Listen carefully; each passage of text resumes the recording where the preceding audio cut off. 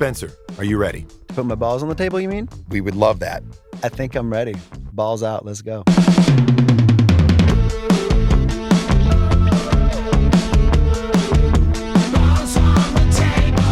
We're back at Mary Pickford Film Studios, and our guest today was born and raised in Emporia, Kansas, but he's been a veteran in the entertainment industry for 25 years. A serial entrepreneur and father of 2 boys living in Hermosa Beach. If anyone, anywhere exemplifies father, fitness, fashion, and cool, it's our guest today. Spencer, are you ready?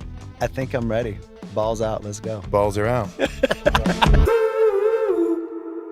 Before we started rolling, we've had so much laughs. We were talking about you and a little bit about your view on the world and guys, and we want to get into topics like vulnerability, but I have to just, for me, talk about how every time I open a catalog or some type of ad that I get in the mail, a mailer for clothes, I'm like, oh, there's Spencer again. Wow.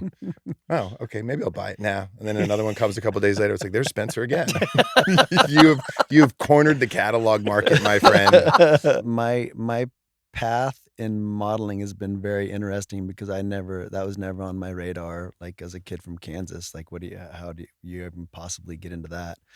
And I met a kid in South Padre Island, Texas, on spring break, who was a model in Kansas City, and he was a wild man, and we just became best buddies. He's like, you should meet my modeling agency in Kansas City. I was like, I'm getting ready to graduate with my marketing and international business degree.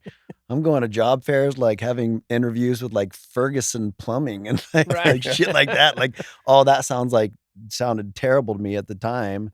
And I started modeling in Kansas City and having some luck. And I was like, you know what? This sounds better than going to work at a 9-to-5. So told Pops I was moving to LA in 2001 and came out here. Didn't know anybody aside from my roommate that I moved in with. And just kind of been doing it ever since. And kind of the trajectory of a lot of people that are out here, kind of, peaks and valleys and glimpses of greatness followed by hella dry spells. Right. Oh yeah. Right. But yeah, the modeling stuff has always stayed pretty consistent, and as of late, as I've gotten grayer, the jobs have become more plentiful. I don't know how that works. That's interesting.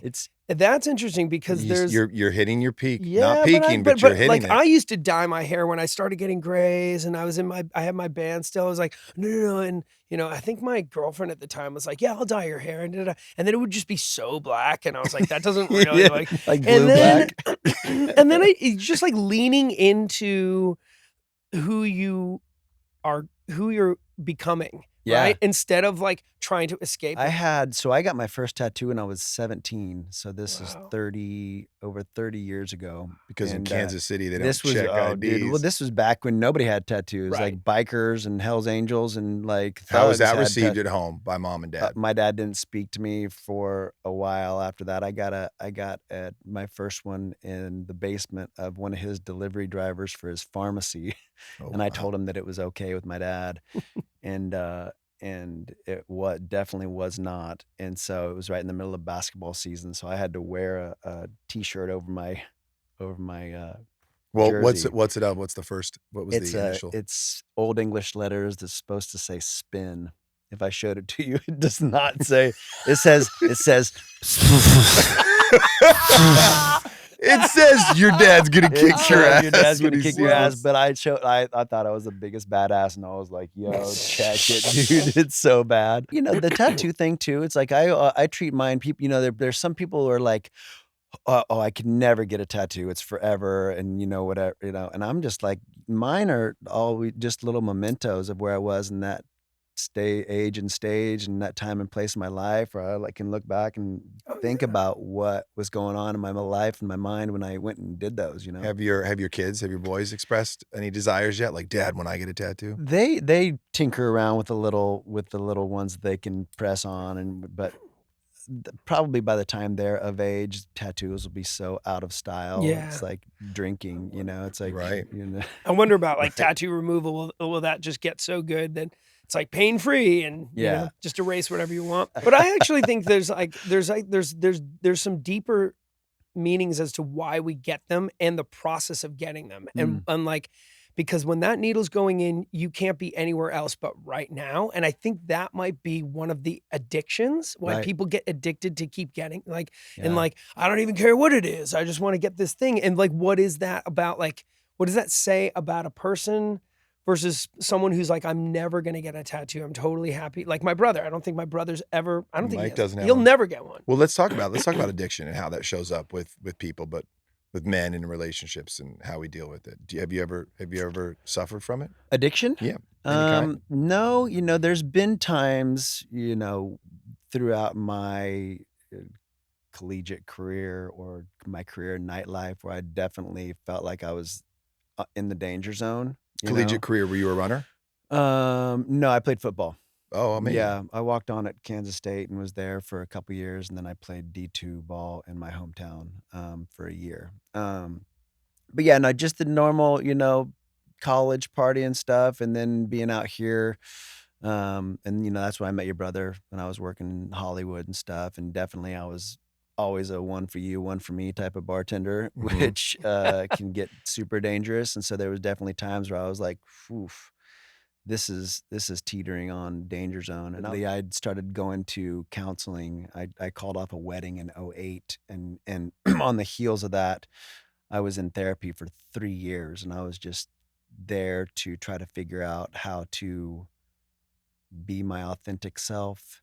And I remember vividly answering questions about drinking, and there, you go to a therapist and they're like, have you ever done this? Have you ever done that? And I answered all of them falsely because I didn't want them to think that I was, you go to, and it's like, have you ever drank to get rid of a hangover? Have you ever missed responsibilities because of a hangover? Have you? And I almost a lot of them were yes, and I answered them no. Right. I wasn't truthful about them Which because is a I didn't want. tricky thing. I wasn't there for like a drinking problem. I was there for other emotional issues that I thought were more, I guess, paramount to me, that I didn't want to murky maybe that would have helped to discuss. Absolutely. I mean, that's would've. communication. But you were only comfortable with the level that you were comfortable with at that age. And you're like, Right. I'm fucking here. I mean, that's a big why on the page. Right. It doesn't matter what I mark, but you were like, hey, I'm here. I'm here to do the work. Yeah. Let me just reveal what I'm comfortable revealing. Yeah. And I was, like I said, I was there because there was a part of me that wasn't feeling my true authentic self that I wanted help with or some guidance with. And another one was trying to figure out how to resolve conflict in a loving manner, because I would, as soon as something rose up, I would bury it, and then drinks, and then explosions. And that was kind of the roller coaster ride, or the carousel that I was on that I wasn't proud of, that I was trying to break that habit of. More recently, I just went a year no booze, just kind of as How was that? a personal challenge. It was great, and recently I'm a very mid-range drinker, like in the past few years, couple drinks here and there during the week, whatever. But I was just like, what's this? I lean into every part of personal development. I kind of mentioned it at the beginning, like fitness, mindset, faith, everything. And then I'm still have this thing that I'm holding on to. And for a long time, it was whether I was happy, I was drinking. I was sad, I was drinking. I was depressed, I was drinking. I was celebrating something. I was Right. anxious about something. That was my standby. Just crushing a, triple Jameson and ginger, Yeah. And Yeah. I knew that wasn't the answer. And so I'm trying to arm myself with these other things. And I experienced a lot of my life buzzed or, whatever, in social situations. And I was like, just go a year and kind of reframe your relationship with it. And I completely did that. Had so many moments of clarity, you start stacking those wins where you were like, oh yeah, the golf tournament is perennially my drunkest day of the year, and it's a Right. blast, whatever. And then you do that stone sober, And then Yeah. you go to a birthday party where you're like, oh, geez, everybody's going to be drinking. What am I going to do? And you do Right. that sober. And so those start to stack. And you're like, oh, this is easy. And then you start talking to people and they're like, dude, how are you doing that? It's Yeah. not like, have a drink, bro. They're like, oh man, please, like, No, you're tell me setting an what example unintentionally because What- you're living just for you to see what that's And like. you're leveling And then up. other people Yeah. want And to you're do the same. exercising portion control. Yeah. And like self-discipline is something that we've sort of touched on a little bit, but like I think that is like people who have self-discipline and can exercise portion control tend to maybe not have the addict qualities Mhm. as much. And then I know an artist that I was touring with, he was a huge addict, big coke, and he replaced that for fitness. Mm. So he was like super skinny, whatever, you know, he hit rock bottom and then he went full boxing, weightlifting, and he bulked up, you know, and it was just that. So that's interesting too, like replacing one fix for another for a healthier one. Right. You know, which is Well, great. And also, you know, you were a collegiate athlete. I was an athlete. I was in high school. You were in high school, Yeah. but you're a musician.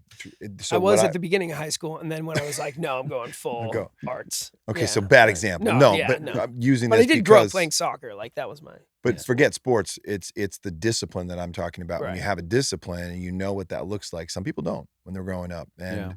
you were able to understand. I had to put in this work to perform on the field. I had to put in this work to play these shows night after night. So if you are falling away from that, you're losing the discipline, and you're going to the booze or the sex or some kind of coping mechanism.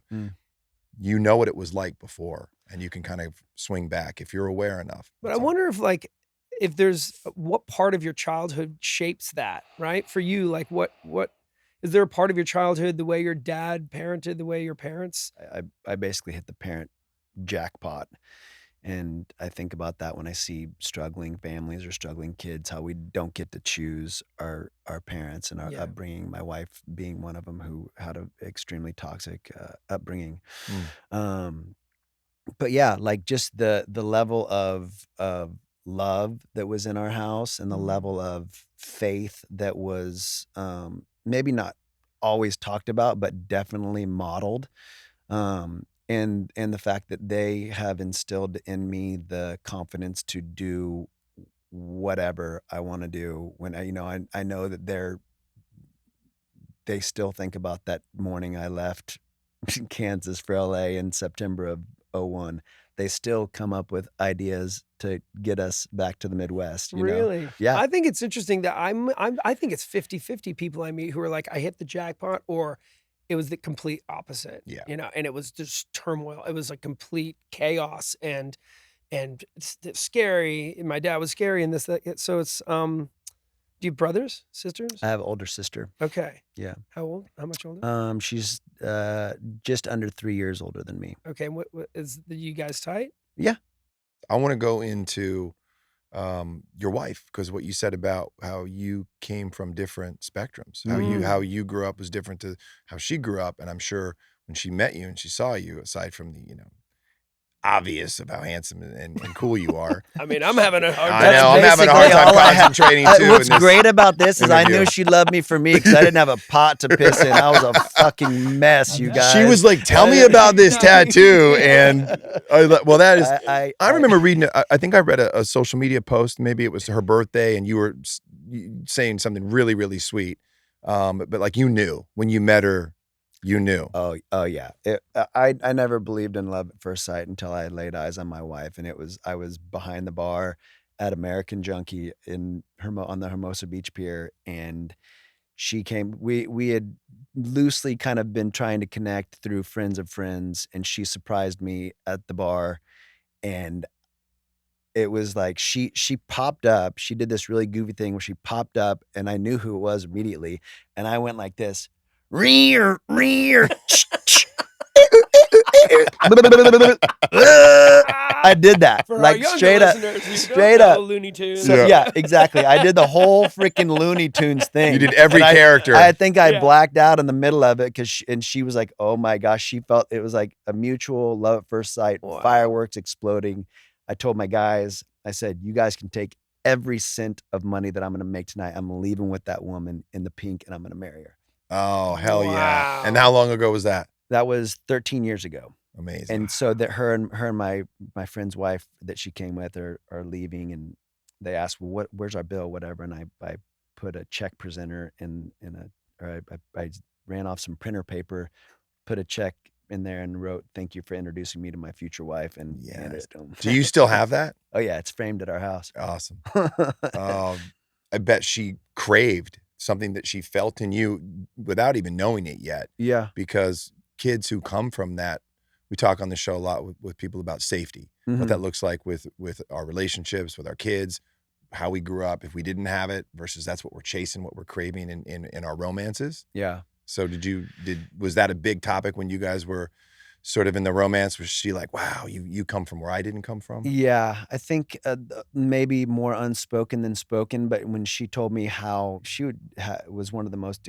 successful hair extensionists in LA, she had her own business that she was living in a work-live loft, absolutely crushing it. And when I heard about her upbringing and some of her stories, I was like, I used to call her President Alicia because I think that if she would have had some actual guidance as a kid, she would have gone on to be the freaking president of the United States, knowing what she came from and what she had overcome up to that point in time in her life. I was blown away and still am, because she's still overcoming. And that's fucking, I don't want to interject because I love where you're going, but that's cool. That's hot. Like So when a partner can overcome and they don't use it as the crutch, they use it as the thing that can make them chase their life and go find it. Yeah. That's sexy.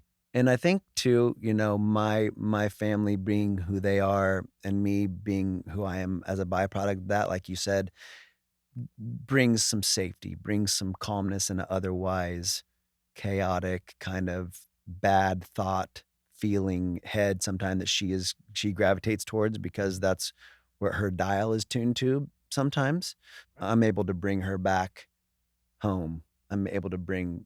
How do you do that? Just by being there as much as I can, just by knowing that my way of thinking isn't her way of thinking, and there's neither one is right or wrong,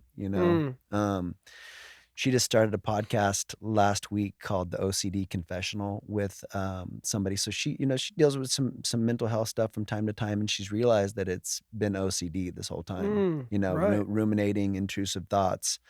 How does that come out for her? Because I have it. I think I have it, or I've been accused of having it. Of OCD? Yeah. There's different levels. I count. Mine's not like, washing my count hands shit and all the time. but like mine's more organization and cleanliness and like, I think that what's Alicia's?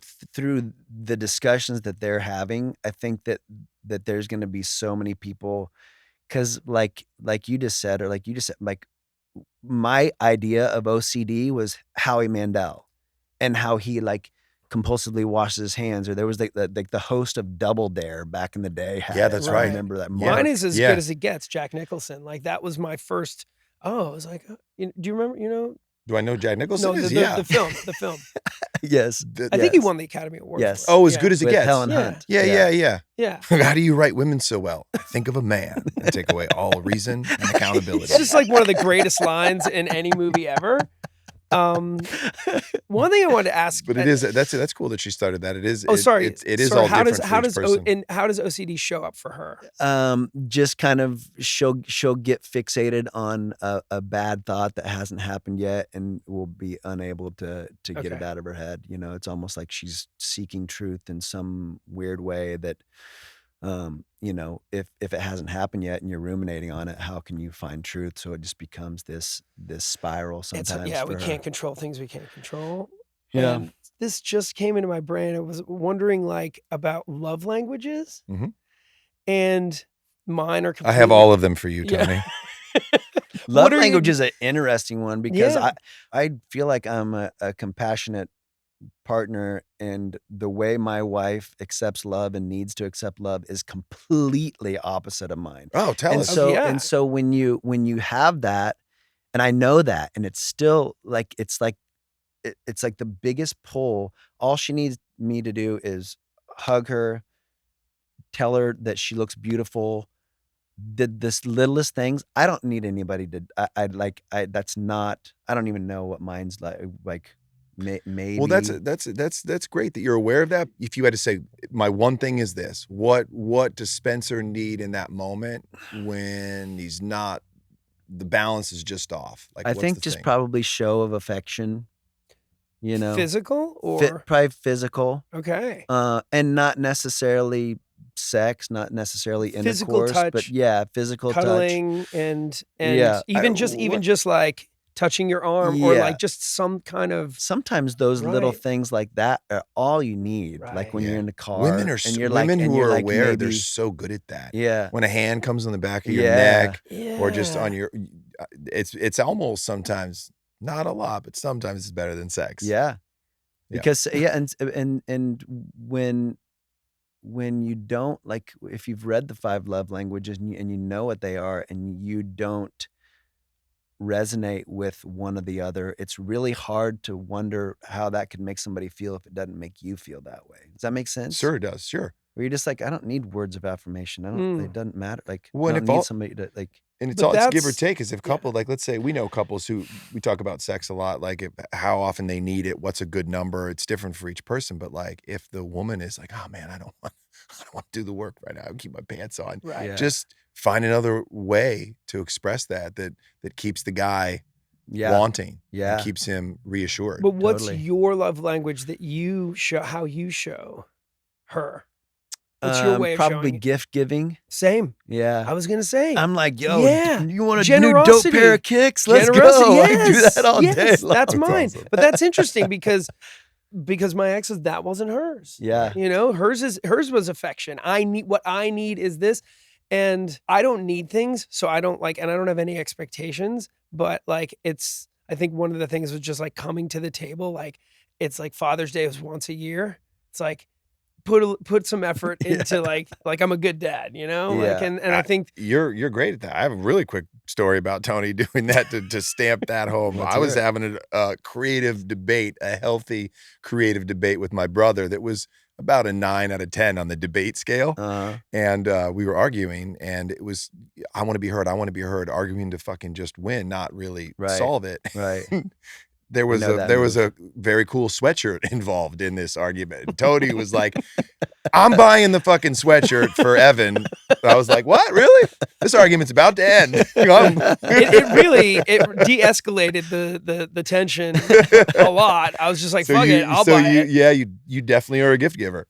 Oh, I love it. I love it. It makes me feel good. Totally. You know, I don't need anything. I don't want, you're probably not going to get it right with me. And what I want is like some guitar pedal that, You know what a cool thing to do is that I've done some obscure that fucking I've thing. done a couple times in my life, and I remember this. I was working production at Coachella, one of the very first Coachellas ever, and I had some guy, I can't remember if he had a necklace. It was something that some like personal accessory that he had that I had mentioned that I liked it, and I mentioned it again, and he took it off and he handed it to me, and he goes, I have a rule that if anybody like compliments me on anything that I have more than once, I give it to him. That's cool. I was like, I like whoa. that. So I've actually done that. Have you done that? A few That's times cool, in my life, man. and there's nothing. People are like, what? Yeah. Really? What's that? If you tell us Oh that my guy's name, that gosh. guy's going to get more compliments in 1 week than he's ever gotten. He's not gonna have anything. He was some roadie working, putting up stages at Coachella. That's a That's beautiful awesome. thing. What you put out there will come back, and he's just so willing to be detached from the Yeah. things that don't matter. Are things ours? And Yeah. the attention that we put on our things. I try to Mhm. get rid of. I have so much. I mean, he's been to my studio. It's like he'd be like, "Dude, you're a hoarder, man." Yeah, I'm borderline. I'm borderline, dude. My wife tells me because I like have so many things, like, and I develop these emotional attachments to whether it's a chambray shirt or a piece of jewelry or whatever. I'm just like, I've got and now that I've been working with so many of these clothing companies that send me stuff, and I like can't get rid of it. So I don't have any more room in my house for No. anything. It's Well, crazy. sentimental. I think things our sound engineer and our DP could benefit from a couple gimmies. Dude, I listen, say the word. Mention it twice though. But I was just And gonna then say, hey, I love your car, Spencer. No, I Take it. really love your car, It's yours. Spencer. It's yours. Here are the keys. I really love your car. I really love it. How many times do Now I have to say now it? we're competing over it. Like there's one thing that the friend has, and they're like, but both friends want it. So who's Yeah. gonna compliment? It's like it you more? really cross the line if you're like, dude, your wife is. But Oh no, I forgot. Now people are gonna see this, and now they're gonna be complimenting my shit. You're gonna left, get right, it. left, You're gonna and I'm get not gonna more know if You're it's gonna walk real out or of here not. with just your boxers on, dude. You know. But I'm not wearing No any. shoes. I'm not wearing No. any. Don't If I were wearing boxers. do that is. not compliment Spencer's pants. Oh, You, dude, I you love think that. I won't love walk that out of here awareness. pantsless, bro? You haven't met me, dude. Yeah, watch me. I love it. Dude, we do a thing where we throw out a couple themes and just see where it goes. And I'll throw a couple words out and you choose. So Okay. Forgiveness, adventure, honesty, or Empathy. empathy. Empathy. Forgiveness, adventure, honesty, or empathy. Well, since that was the first one out of your mouth, let's go with forgiveness. It was interesting. I make a lot of mistakes as a partner and as a dad. And I make sure that my boys and my wife know that one of my dad's favorite things that he used to say, and it's still, etched to my mind, is there's no sin in making a mistake as long as you learn from it. Mm. And so I try to very much instill that in my boys as well. And when I fuck up, I make sure that I offer a wholehearted apology for my, missteps or my wrongdoings, because a lot of times in the heat of the moment, I'll say some dumb shit or I'll fly off the handle. And I always own up to it. I always own up to my mistakes, and I always let them know, hey, you're not expected to be perfect. Nobody is. But when you know that you've done wrong, one of the most important things you can do to make amends is a really, truly sorry apology, like a heartfelt apology. Yeah. And how long? What's the space between the end of seeing red and like how long does it take? Is it quick? Are you getting better at that? Because I Yeah. know that I've been working on that. Yeah. Like catching yourself. My Mhm. kids now How- remind me. My daughter's like, "Dad, you're starting to get fired up," and I go, "Yeah, you're Daughters right." are good at that. Yeah. Charlie's like, Dad, you're stressing. You're stressing, Dad. And Yeah. I'm like, Well, that's another life right. skill too. That like just because you feel yourself boiling doesn't mean you have to make No. it happen. Yeah. I was just talking to my older son about this yesterday. I was like, man, when there's people around you that are seeing it and they're giving you warning signs, you have to be able to equip yourself with a toolbox that you can reach into and be like, okay, I'm going there. Yes. It doesn't always have to be I feel like punching my brother and I'm going to punch him. You fuck up as a guy, as a man, and that's to be human. Like, Mhm. Yeah. congratulations, you're Yeah. just like everybody else. Mhm. You didn't come here to get it right. You came here to figure it out. Yeah. And be imperfect. But Was- going to forgiveness Yeah. is everything. Was your dad like that with you? Yeah. Oh, right. So you had a good I'm- modeling. This is an awesome one, and it was obviously a choice that they made. My parents have been married for 55 years, and I've never heard them raise their voice at each other. Not Wow. once. Wow. Not one time. Now you I've didn't hear never that, heard but of was that. there any Congrats to passive them. aggressive? I mean, to play like leaving the room any or- passive aggressive stuff, like even to this day, is very playful. It's not like Right. oh Don, and their names are Don and Robbie, right? Like oh Don, it's more my mom giving my dad shit for the silly things that he does. But yeah, they must have made that choice Oh, as a yeah. couple, that if there's a moment where things are getting heated or we need to have a discussion, it's gonna, and that part of it, and I hope that when my parents hear, because I've talked about this before, when my parents hear me talk about this, it's not any throwing shade at them, but that was what led to me not having a real example of how to solve conflict in a loving manner. So Mhm. when I saw things going badly in my adult relationships, I was like, there's something wrong with me. What's Mhm. going on? Because This you is never not, seen like, it before with your mom and Yeah, dad. yeah, Because yeah. they did whatever they were Right. doing behind the scenes, the work and commitment they made to each other. 'Cause Right. we all know now as dads, and when you have a partner or wife, conflict comes up. Yeah. So It's what is unavoidable. And so in my therapy that I was talking about earlier, where I wanted to figure out how to be more authentic, Mm. and that was what made me cool, was my authenticity. Yep. The other part was, my therapist said, he said conflict resolution, when done in a loving manner, is one of the best ways to create intimacy. Mhm. When you can disagree, and disagree vehemently. Is that a word? Mhm. Vehemently, yeah. Yeah. Did I use that You correctly? did. As far as we know, I yes. mean, we're not the most like. Like, I mean, we could ask like, ChatGPT, yeah, but ChatGPT. Did I say vehemently right? No, you fucked up, pal. Ah, well, anyway. Or we'll edit it out. I don't know. But We'll when replace you, it. but We can replace. I think you could yeah, dialogue. yeah, exactly. We'll just with like. Listen, guys, my ADR rate is way higher. yeah, than we can't just afford showing- you, man. How do you think pays for all those tattoos? But so conflict resolution, when done in a loving manner, is one of the best ways to create intimacy. And I didn't know that until that moment. You know, I'm like, oh wow, I can really disagree with somebody and really not see eye to eye with somebody, but still, it doesn't have to be this crazy blow up fight. It can be coming to the table and talking about, you know, what the differences are and where we might be able to, you know, acquiesce a little bit. You know, So that's interesting, because this is a really unique thing specific to you, where your parents lived in this, not a bubble, but they lived in this peaceful union, and then you didn't see the chaos, you didn't see the intensity. There might not have been any. There might not have been any. So when it showed up in your life, you're like, what's happening? What's forgiveness look like? And Yeah. before you can ever really get to forgiveness, because I want to talk about forgiving, why it's harder to do when people are alive than it is when people are gone.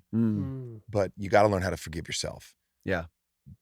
And there's nothing I learned as a kid or even as a young adult. It was until I was well into being a dad, and I had fucked up a few relationships, and I was leaning on other men and mentors of like, what is forgiveness? Because it's ennobling when you can find it, and when you can say, I'm fucking wrong, I got it wrong. That's that. If there's one thing I don't get emotional about a lot, but when I'm at a place where I am truthfully apologizing, or when somebody's truthfully apologizing to me, nothing makes me more emotional.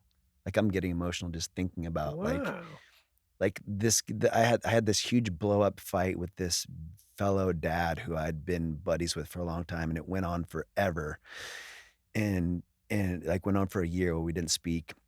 We weren't like best buddies or anything, but you know, friends. And he came up to me and he like, dude, he's like, I'm so sorry. And it's like, what was that all about? Why is it taking you this long to freaking apologize? You were clearly in the wrong for all these things. He like came at me like in a parking lot, and he was like, dude, and he broke it all down about how he was raised and how he did. He goes, I didn't know how. He's like, I honestly just learned how to apologize 2 fucking months ago. Nothing in the toolbox. I had no frame of reference on how to apologize. He's like, I've wanted to so many times and just did not have the courage. And I was like, you know, wrapped him up, gave him a huge hug. I was like, dude, you're forgiven. I forgave you. I forgave you a week after it happened, you know, but I also, you know, there were some things that needed to be hashed out, because the whole situation was fucked up and weird and didn't need to happen in the first place. Yeah. You know, but it was cool to see him. He'd been in therapy and he, you know, he'd gone through some stuff, and he was at a place where he was, you know, he's evolving too. And you have to give people that grace. I always tell people, if you walk through life like everybody that you see, you, Spence, anybody else in this building, the homeless guy that I passed on the way here, as we're all a team. Yeah. And we're all like teammates, and we're like trying to figure out a way through this life the best way we know how. It gives you the ability to see people with so much more grace. Oh yeah. Whether it's somebody who's being an asshole to you, or whether it's a waitress who's having a bad day, or whether it's whatever. It's like, I am the biggest. My wife always busts my balls about it, but I am a chronic grace giver. Gratitude is your attitude. In almost every situation, to a point where she's like, dude, you gotta like She's like, you could stand up for yourself. I'm like, it's not about standing up for myself. It's not about Yeah. like I like have to, if the shoe were on the other foot, I'm trying to, put myself in there. And that's part of the empathy thing that you guys, it's another word on there as well. You mentioned how long it takes me earlier, just going back a little bit. To do the repair. And I listen to like a lot of Joe Dispenza, Tony Yep. Robbins, like Yeah. all those guys, and he Yeah. talks about a refractory period. Okay. And when you can change your refractory period, because he gives an example of, something bad happened and it ruins my day, and then the next day you're like, what's the matter with you? And you're like, oh, this thing happened to me yesterday, and now you've let it go into a whole nother day. Yeah. And then you're like, oh, well, this person Can't let did this go. to me last week, and now you're like, the refractory period, the more you can arm yourself with the ability to shorten your refractory period to not 9 days, but 9 minutes to Amazing. Yeah. 9 seconds. Yeah. Like that's where like a lot of the magic happens, because what's done is done, and you're gonna ruminate on it and ruin your day, There's a- ruin other people's around Totally. you's day. We don't so have it's that like kind of time. we It's had just- like it's just exactly. like- I don't know about you Yeah. guys. I wasn't taught any of that. I wasn't taught that No. in school. I wasn't taught that as an emotional tool. I was taught the hard way. Yeah. We all, And a lot of us were. And men, speaking for us, we hang on to stuff. Sometimes we let it go. Most of the time we don't. We talk about books on here. What's a good book? And I know everybody's read this, and if you haven't read it, go pick up a copy. But The Untethered Soul by Michael Sanger. And I read that for the first time many years ago. And I know you talk about the 4 agreements, but in The Untethered Soul, there's a thing where it's like, you got to let it hit you. You got to let life affect you. And the thing that happened, the win, the loss, the heartbreak, the achievement, but then you got to let it go. Yeah. You got to let it go through you. Because if you're hanging on to this, like you said, man, it's there 9 days later, it's there 9 weeks later, it's there, and you're at the end of your life, and you're like, that thing, that's like bad residual. Yeah. There's that part of it, and then on the flip side of it, that there's the saying that you can't win today's game on yesterday's home run. So like the good things That's that happen cool. too, you got to continue to like level up, and that I think that's what's kind of hard and maybe not hard, but the difficult thing about life, and I'm trying to instill this in my older son, because he does some things where he's very proud of himself, and I'm proud of him too, but then after the fact, sometimes he doesn't do the work, and that's the thing you have How to old do is he? is like 11. He'll be 12 in January. But to level up and continue to level up in life, it never gets easier. It's the saying too, like you don't wish for things to be easier, wish for the strength to be better in Right. all those situations. And that's like, shit. Well, it's This also is hard. This is hard. Well, is it that it gets harder, or is it that we just get a little bit more tired and it's harder to deal with? Both. Right. 100% the more, both. it's also the more you know, the more you realize you don't know. Mm. And I learned a lot of that when I was in music school, because I thought I knew. I was like, I'm going to music school. I'm going to be the fucking shit. And I got there and I was like, holy shit, I know nothing. and then when you take that and you apply it to just life at large, you're just like, whoa, there's so much more. And I get to this point and I'm like, wow, I know a lot of stuff, met a lot of people, done a lot of traveling. And then the more you do, the more people you meet, you go, fuck, man, like I have so much to learn. But what's great about that is the burning, yearning curiosity that creates. And as long as you stay curious and like, that's what I love about stuff like this, is like getting to learn your guys' stories and getting to chop it up with people who have completely different viewpoints. Yeah. But like, you guys both live completely rad lives, and like, I'm curious about how you guys navigate fatherhood and the music industry. I just say no a lot. That's an important. This That's is an important this is tool. That is tool to important. put in this your is toolbox. this That is is a good fascinating tool. because you brought it up a little earlier, but I de-escalated a pretty big fight between him and Evan and Taylor last night. It ended with hugs and kisses. There were no And- kisses. No, Taylor might and I have been kissed. a Oh, Don't- you and Taylor kissed? Like we made out, dude. Yeah, okay.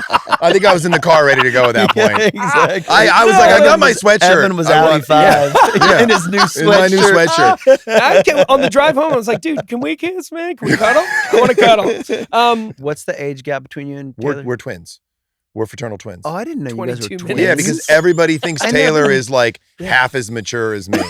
No, I'm teasing. How did I never know you guys were twins? That's crazy. Well, we're different in in the sense that my brother and I, we carved out our own independence. We went to different Shit, yeah. universities. He moved to Dallas and moved to New York. After Dallas, he came back to LA. And we just different friend groups. I became a dad 14 years ago. He's debating if he wants to go into fatherhood. Yeah. And he's got an awesome life. His adventure is just like always on his shoulder. Yeah. And that's something that is very cool. But we're just different personalities. And I think some twins and siblings are very, very, very similar in how they act, their ideology, their spirituality, their emotional growth. And some are very different. Yeah. And he and I are just more on the different spectrum. Have you guys always been like totally different and fought a lot? Did you fight a lot as kids? We fought a lot as kids, and we've talked about this on the show with other brothers and other sisters and siblings who, like, you take out that thing that is hurting you in your life on the person closest to you because they're going through it as well. Sure. So with significant others as well. Exactly, you do it with significant others. I didn't experience a lot of physical abuse. I experienced a couple things, and I told Tony a story that I can get into real quick. But I had more emotional trauma. And that emotional trauma was like, well, I'm going to take that shit out on you.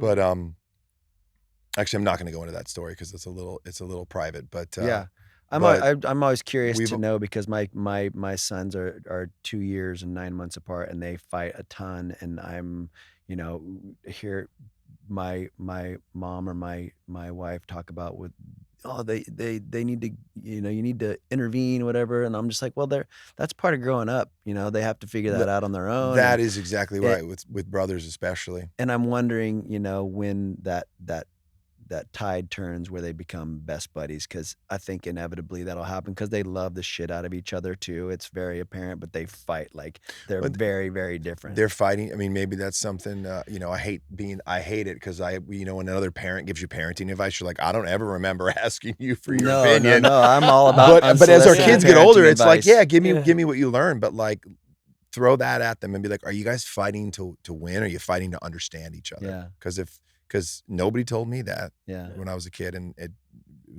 took a long time. I think that, and my mom mentioned this to me, when kids push buttons, even if it's in a defiant way, it's because they want an energy exchange from the adult. So if you're putting energy into a bad behavior, they're still getting some sort of, dopamine hit from that. And so it's like it's really hard for me to not, go in after one of them if they're doing some dumb shit that I know they shouldn't be doing, but that's kind of reinforcing that.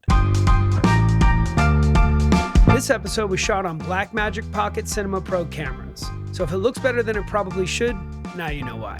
If you're a filmmaker, content creator, or podcaster who cares about cinematic quality, Blackmagic is the real deal. True or false? You were once one of the 50 most eligible bachelors in Cosmo magazine. Laugh all you want, buddy. That's true. No, I'm not. That's true as fuck.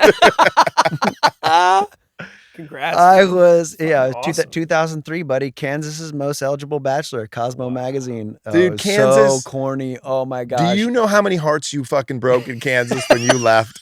They were like, we lost the national treasure. He's got to come back. I didn't grow into my looks until I turned 46, you guys. Don't get it twisted. So there's hope. There's hope for me because I'm 45. This one's not true or false, but I like this one. Why men can handle war, but not we need to talk? I think obviously from the beginning of time, we're built to go to war physically. That's been part of our genetic makeup, and I think that we need to talk makes you access parts of you, parts of your psyche, parts of your soul, parts of your emotions that, quite frankly, a lot of us aren't either prepared to deal with or don't have, like we were talking about earlier, the toolbox to deal with. Yeah. We haven't been shown by our parents or by another role model how to have those kind of talks. Mm-hmm. We need to talk is I hate that to this day, and I think I'm pretty good at it. We need to talk via text. My wife and her partner did a post about this the other day, and what that does to an OCD person, that what we need to talk. And he's like, oh my gosh, that thing I did in 2008. Oh my gosh, did you see me picking my nose in traffic? Oh my God, we need to talk is not my favorite. Because Okay, I second that. when you do, like, I always it was interesting. I was going in a spiral similar to what your wife does with the OCD thing, with my agent at one point. And I was like, I just need to know. I'm thinking this, I'm going there. I'm creating all these different things that can happen. And he goes, I understand knowledge is power. And when you know what's going on, if we're getting the tour or not, that's going to settle your mind. So you can go, okay, this is what that's what that 6 weeks looks like. But in my mind, I'm like, what's going on? Why isn't anybody getting back to me? And you start creating these stories that aren't true. And I still do it to this day. I thought you were going to go with like knowledge is power and men need more. Well, they do. Well, so let me ask you guys that question too. Why do you think like men are equipped for war and not equipped for we need to talk? I would answer men are not equipped for either. But men, it's a staple of war. It's ingrained in our culture, and everything we've been taught in history and seen and heard that, like, well, we can go do that. We can go fight these battles. And then when we come home, we can fight a battle that we need to here. But no one ever talks about, well, what about that little thing that's not a battle, but it's just a creative debate at home. Can you handle that? Yeah. So I think it's all in the telling. It's all in the like comparison. If I was a teacher, I would say they're not so different. They're actually one and the same. Of course, one is more violent and catastrophic in its outcome, but don't look at them so differently. I love that answer. Yeah, I think answer, like going to war is like the last resort. It's like finally gotten to that point. And so we're so hyper focused on solving the problem, right? Not focusing on focusing on the solution, not the problem. And the we need to talk is, we got to talk about the problem. I don't want to talk about the problem. I just want to solve it. Heaven forbid we nip it in the bud before it becomes an actual problem. Yeah. And we have to go to war over. Holy shit, what a novel idea. We did so that. True. Yeah, exactly. So that's my short answer. All right. Anyway. All right. I like it. Both great answers. Nice work, boys. Yours too. Yours. Take yours. He had the best clap. True or false? You've apologized just so you can go to bed. Oh, 1,000,000%. Often. What's the biggest lie men tell themselves? That being soft and being loving and being vulnerable is somehow a weakness. Yep. In fact, if you are somebody who is awakened to the strength of being vulnerable and what that can access in people around you and your partner and your family, like, it's one of the biggest shows of strength you could possibly show. Awesome. What would you say? Man, I don't think I could articulate it better than that. That was great. That was so good. I'm going to give it a shot, but it's just Go shorter. for it. Biggest lie men tell themselves is that they go didn't. funny? You're gonna go? No, I'm funny not. I'm going to put that on. you never know. They don't. Fart noise. They don't. Oh, man. Biggest lie that men tell themselves is they don't take responsibility for their part in it, and they act like they don't have a part in it. Yeah, I could see that too for sure. All right, I got a question for you that I think some women will want to know. What makes men lose interest in women the fastest? What's one thing that makes men lose interest in women the fastest? I think somebody who seems so self-involved and somebody who is high off their own fumes, that isn't able to get a grasp on reality, that there's so much more to life other than what's going on their social feed or what's going on in their immediate sphere of reference. I like people that have a sense of adventure, and if you're stuck in your own little world, I think that can be pretty limiting. And so for that, like, yeah, I just think a sense of curiosity is important. So if you don't have that, I mentioned it earlier, if you don't have a little sense of curiosity about what else is going on in the world, being mean to Yeah. anybody for any reason, like when women are we talked about this, when they're just unnecessarily mean to a waiter or a bartender. Yeah. I fired a manager because they were rude to a waiter. I always tell people that being authentically kind is the coolest thing you can possibly be. And so when people aren't that, it's a major, major turnoff for me. I don't care how hot you are Yeah. Totally. physically. It doesn't matter. Well, you get, I find people to be uglier. With people, I think I like to start everyone at a 10. And when they open their mouth, they either stay there or work their way down a little bit. Love that. But there are some people who start everybody at 0 and they've got to prove themselves. Yeah. And I prefer to just start everybody at a 10. Just give the benefit of the doubt that you're a phenomenal being. That waiter, you have no idea, right? That fucking dude is a gem and you have no fucking clue.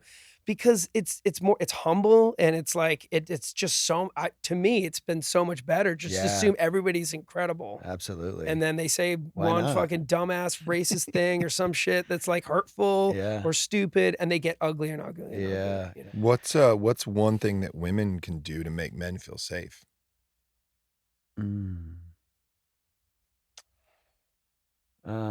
Show them trust.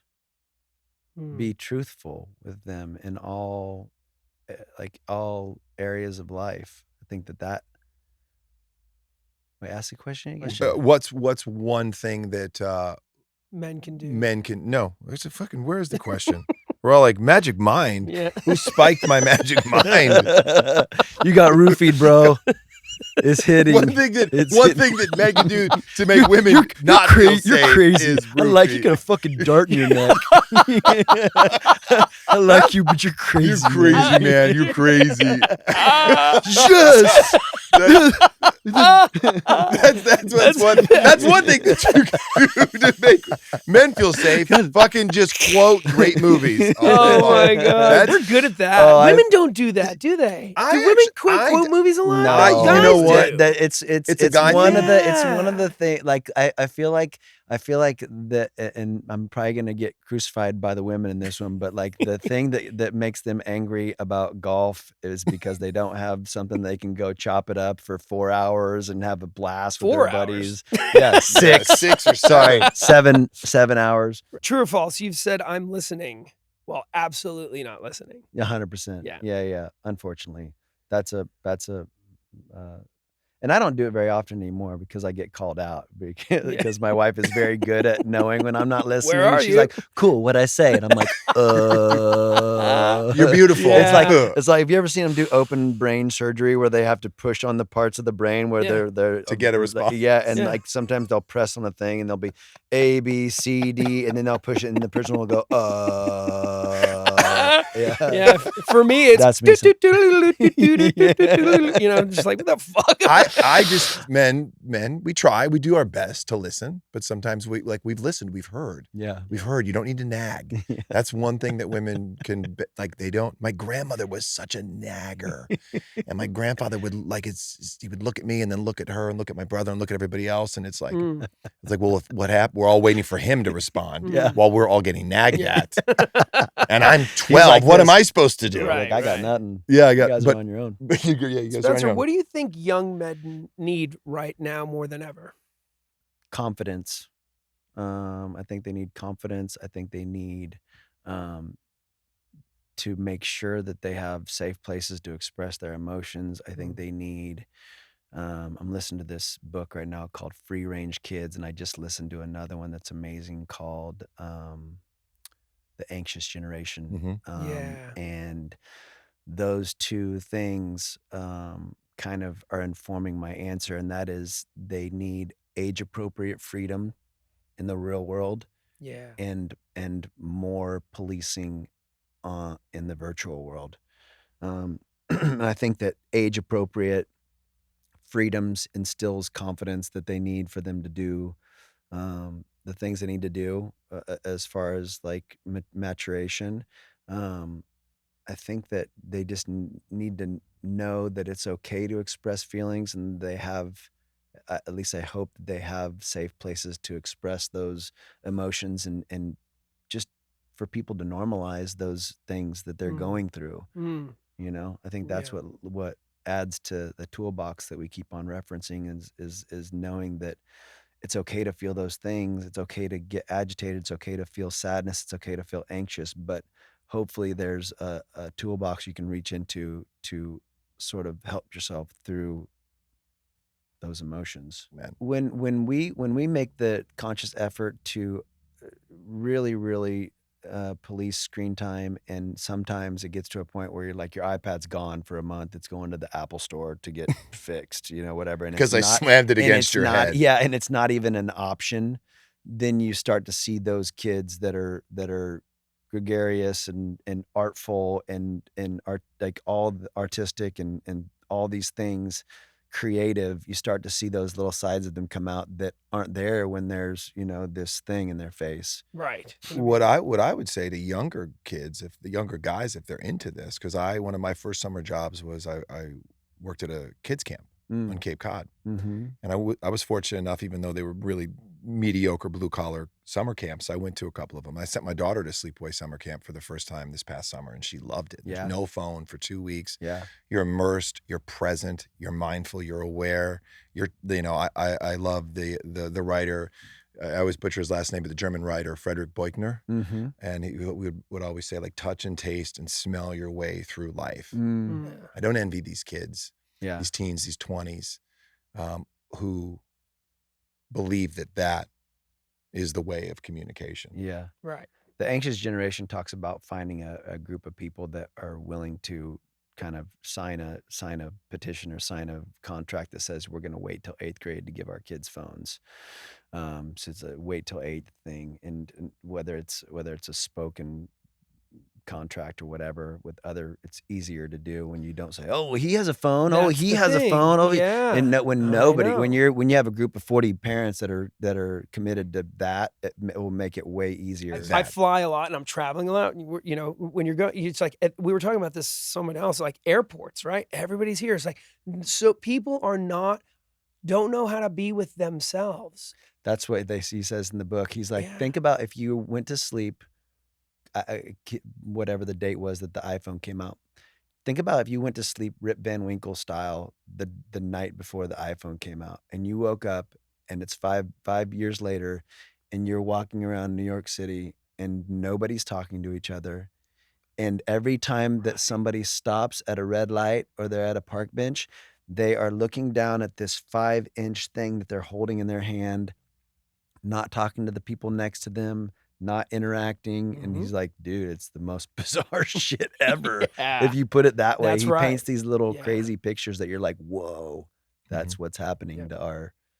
Mm. And then you see the Gary Vee stuff where he's like, look, you think that devices are somehow going to be less prevalent in your kid's life as they get older? 100%. Like they're Love going to Gary need Vee. they're going to need to know how to operate. yeah. You and got do- to embrace it. And on this show, we're not saying, oh, fuck No, social no, media no, and no. don't go down that road. Personally, it was like, But you're 46. Mm. For somebody who's 16, 26, even 36, maybe it's where they're at on the ladder is a little different. Totally. Using it to provide for your family and say, okay, navigate that. Yes to that brand, no to that brand. Yes to this plugin, no to that. I'm going to use it for the podcast and not for that. Yeah. That's a little different versus getting lost Yeah. and then not.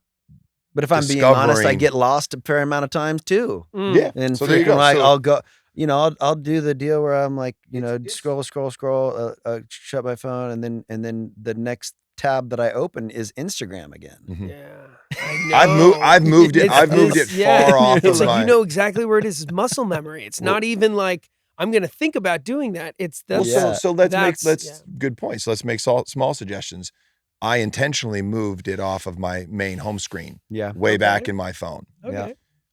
So little things, right? Like to because for a turnoff for me with when we talk about like what women need from men and what men need from them, Mhm. I've always been turned off by a woman who's just in her phone all the time. Totally. And I get when you've got kids and you're running the business, the restaurant, Yeah. the marketing company, it's a work day. Do what you got But to how- do. But how- when you're just in it, living in that space, Yeah.